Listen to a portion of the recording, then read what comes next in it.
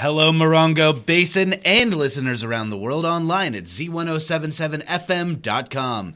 Here is the Z107.7 local news for Tuesday, February 20th, 2024.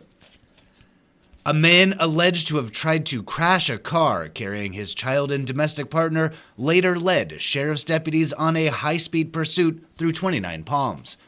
On February 8th, the Sheriff's Department reports that a car driven by Daniel Ammerman, a 21-year-old resident of Yucca Valley, steered into traffic as part of a domestic disturbance.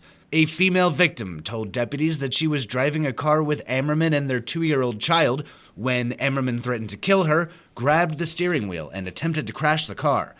Deputies say the car skidded into oncoming traffic but did not hit any other vehicles, at which point Ammerman abandoned the woman and child at a hospital parking lot and drove away. Deputies say they attempted to conduct a traffic stop on the vehicle, but Ammerman failed to yield, leading them on a 15-minute high-speed pursuit that ended with a crash. They report Ammerman then fled on foot before deputies caught up with him and took him into custody near Montezuma and Jupiter in 29 Palms. Daniel Ammerman was arrested for suspicion of willfully endangering a child and reckless evading, and he was booked into the Morongo Basin Jail on $260,000 bail. Ammerman was arrested and convicted of evading peace officers in August of 2022 and was on probation at the time of this most recent arrest. Shots fired at a house in Yucca Valley this weekend were confirmed by sheriff's deputies, who said that no one was injured in the gunfire. Just before 10 p.m. on Sunday, the sheriff's Morongo Basin Station received a number of reports of gunfire near the 57,000 block of El Dorado Drive in Yucca Valley. Deputies say they located a number of spent fired cartridge casings in the roadway near a dirt embankment on El Dorado Drive. During the investigation, deputies conducted multiple welfare checks to residences in the area to ensure the safety of those within proximity of the shooting. They found no injuries. Anyone with information regarding this incident is urged to contact the Morongo Basin Sheriff's Station at 760-366-5764. Tonight's Yucca Valley Town Council meeting includes the enactment of a 30% salary increase for council members. Here is reporter Adeline J. Wells with that and more on the meeting's agenda. Effective January 1st, 2025, the proposed increase will raise council members' salaries from $610 to $950, the maximum allowed by California law. As quoted in the agenda, the salary raise is intended to keep the council more diverse, as well as mitigate effects of inflation. This measure is included in the consent agenda and is expected to pass unanimously unless met with public comment. The council will also discuss the increase in graffiti and vandalism occurrences of both public and private property in Yucca Valley. Following a review of current town ordinances and actions, the council will consider establishing an award program related to any future violations. An ad hoc committee will also be considered to promote policy discussion between the High Desert Water District and the town council. Tonight's meeting is open to the public and begins at 6 p.m. at the Yucca Valley Community Center. Reporting for Z107.7, I'm Adeline J. Wells. The 29 Palms Junior High School robotics team has been invited to compete in 2 prestigious robotics competitions in California and Iowa. Assignment reporter Gabriel Hart takes a closer look at the young robotics team and these competitions in the name of tech and fun.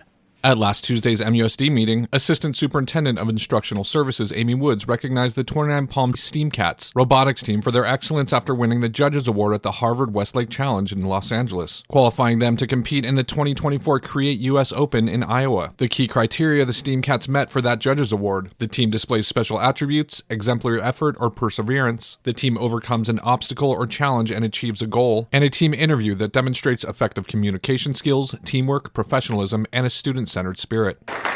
What this team does not know is that by winning this award, the team has received notification that they are qualified to compete in the 2024 Create US Open Middle School Robotics Competition in Iowa and the 2024 California Region 3 Middle School Championship in Bakersfield, California. Celebrated math teacher Doug Walters, the STEAM Cats coach, gave his thanks to the Board of Trustees and attendees. I want to thank each one of you for the support and the positive vibes that you give our students. It is because of the technology, the inspiration, the dedication of the board and for the management that is sitting here that allows us as teachers to be able to help our students to achieve dreams that they could never have had before. So thank you very much. After the 2-hour meeting, Walters and his steam cats gave a lively demonstration in the corner of the auditorium, inside a robotics arena they had been constructing since 3 p.m. that day. Controlled by a joystick, the student-constructed robotics vehicle wowed attendees by moving diligently through the obstacles, throwing green balls over a goalpost, then swinging on an overhang to a round of applause. Reporting for Z107.7, this is assignment reporter Gabriel Hart. One of the joys of desert living is the seemingly endless space to create without boundaries. RustFest 2, an art event held in Joshua Tree this weekend, celebrates this freedom and the large-scale art that enables it. Reporter and art lover Heather Clisby has more. Drive in any direction here in the Morongo Basin, and you will likely spot the large iron sculptures of Simi Daba. Whether it's alongside Highway 62, at Copper Mountain College, at the Park and Ride in Yucca Valley, at Sky's the Limit or Theater 29 in 29 Palms, you likely have passed Daba's work without realizing it's all from one guy. To see many of these sculptures in one place, consider RustFest 2, a Sunday afternoon celebration of rusty art being held at the Simi Daba Sculpture Park. Now 96, Daba has retired, but his remaining sculptures are spread out over the park's 9 acres. Ben Alanoff, an accomplished metal sculptor in his own right and a caretaker of the property, created RustFest last year to celebrate rustic art and the built-in evolution that comes with it. The sculpture that's rusting, to me, it's a kind of aliveness because it's changing over time as opposed to something that's perfect and static.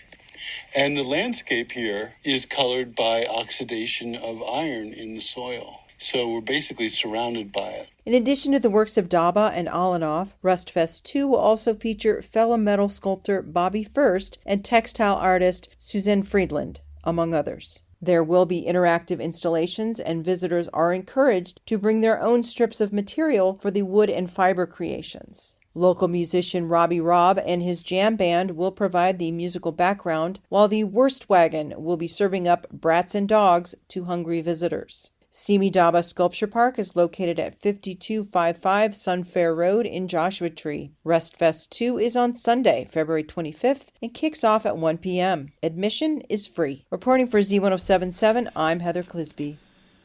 And finally, if you have a knack for making art out of things people typically toss out, online news editor Robert Hayden has the lowdown on the High Desert Nature Museum's next exhibit and how you can be a part of it. Yucca Valley's High Desert Nature Museum is putting out the call for artists who enjoy making art out of recycled or repurposed materials. Their annual Spring Recycled Art exhibit, Metamorphosis, a recycled art exhibition, will open on March 23rd, and the museum is searching for local artists to contribute works of art for display. Artists of all ages are encouraged to create and submit artwork, and there's no cost to participate. Each artist can submit up to 2 pieces. Artwork must be dropped off at the museum on March 13th through the 16th between 10 a.m. and 5 p.m.